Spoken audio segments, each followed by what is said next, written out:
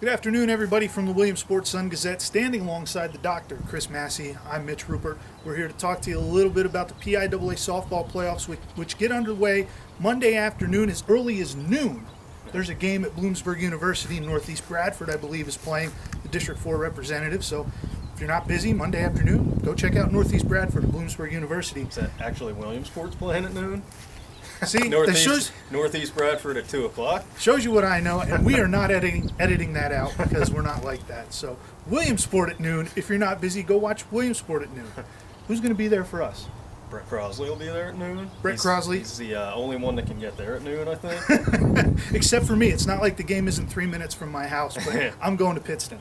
So follow Brett Crosley on Twitter. He'll be doing live updates all day, and he's also going to do the Montgomery baseball game, also at 4:30. So follow that. Brett will have all the updates, even if I don't know who's playing when. Let's talk about Williamsport, since we got them on the line now that I know where they're playing. This is a very intriguing team, because this is a team that has all the capabilities in the world of making a deep run in these playoffs because they have Alexis Bower pitching in the circle. But Chris, can the offense sustain what they need to help Alexis and Williamsport make a run? That's the big question. Eventually it came back to bite them last year in the state quarterfinals against Hatboro Horsham, and they've got to do something. They've got to manufacture a run somehow. They've got as tough a first-round opponent as you can have playing. Perennial power Pennsbury, a team that went to the state final last year, was about 4 outs from winning it, and has 6 starters back from that team, and 5-time state champion. I think they've won more Quad A/Triple A titles than anyone. So that, as good as Alexis Bower is, I don't think you just want to rely on her trying to throw shutouts all the time. And sooner or later, these really good teams are going to be able to scratch out a few runs against her, you would think. And they have the potential. I like the top of their lineup with Brooke Pompeo. If she gets on base, she's a weapon because she can fly around there. And Alexis Bower in the 3 hole's tough. She can help her own calls there. Dominique Thomas, very tough in center field. They have the potential, so it's just a matter of whether they can do it. They've shown spurts this year where it seems like they're getting it going, and then it seems like the next game they drop off. So your guess is as good as mine. The potential's there. If they're ever going to start hitting consistently, they've got to do it now.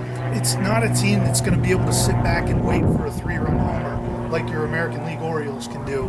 This is a team that's probably going to have to manufacture some runs somehow. Are they going to have to use bunts? Are they going to have to use steals and hit and runs and everything like that to try to just maybe get people out of position? I think so, and they have players that can do that. I mean, everybody on that team can bunt. When Bower preaches bunting, I think they're as good a bunting team as is in this district, maybe in the state.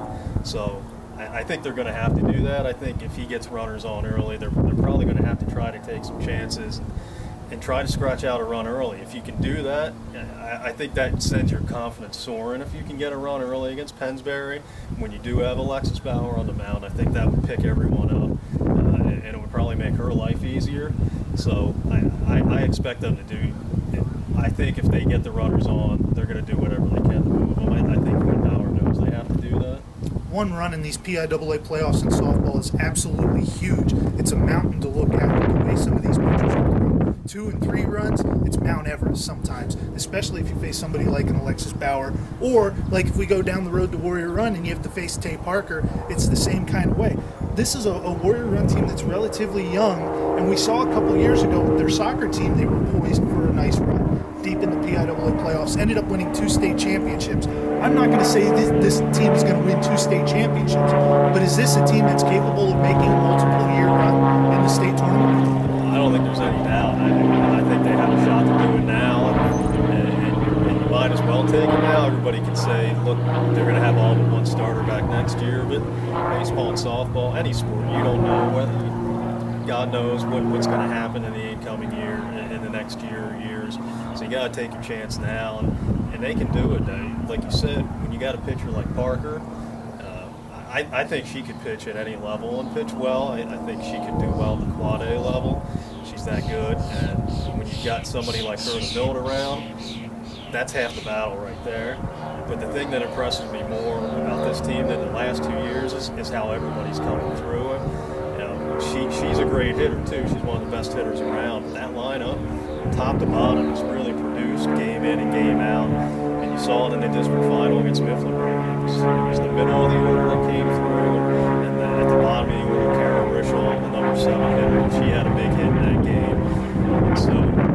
I said with Jersey Shore baseball, it's a cliche, but they've truly had so many different every game, and they've won a lot of close games and won under pressure. So I think this is a team that is built to make a run, and if they can get this first win, I think that's going to send the confidence soaring.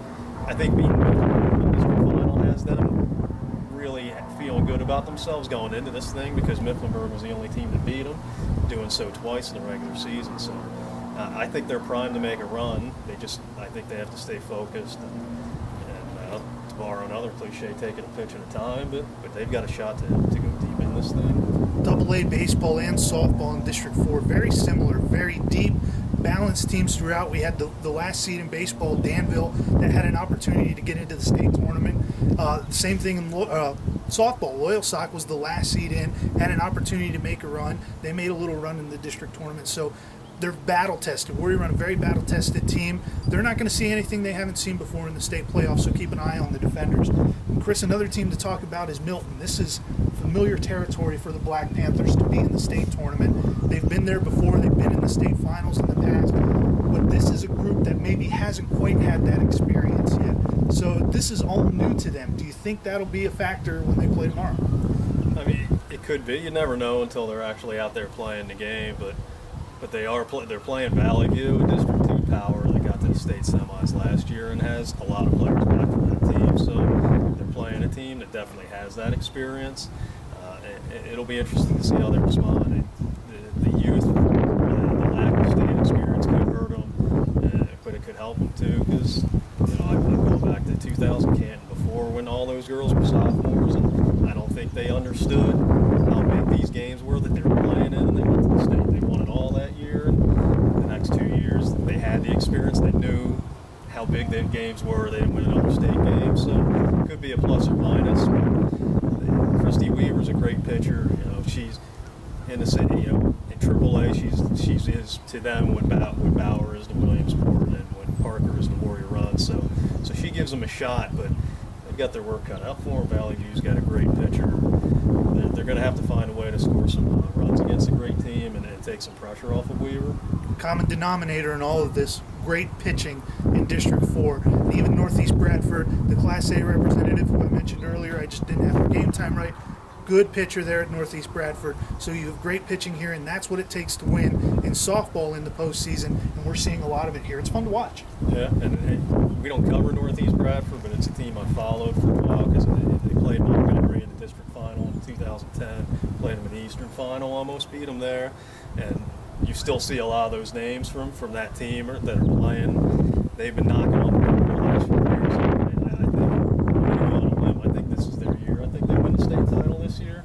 I jinxed them last year. I made that prediction last year too. Just jinxed him 2 years in a row. I'm sticking with it. Eventually he's going to be right. Whether he's right or wrong, Doc's going to pat himself on the back anyway. So anybody who follows him on Facebook knows that. So that's going to do it for us here from the South Williamsport Community Park. You can follow us on Sun-Gazette.com. We'll have all the coverage of the PIAA playoffs. Also follow us on Twitter. We'll put up all our Twitter handles here. We'll be out and about tomorrow at all 7 local games in the state playoffs, trying to do live updates from every game as we can. Then, like I said, Sun-Gazette.com for all the coverage in Tuesday's paper. Pick one up. From the Williamsport Sun-Gazette, he's the Dr. Chris Masse. I'm Mitch Rupert. We'll talk to you later. Have a good one.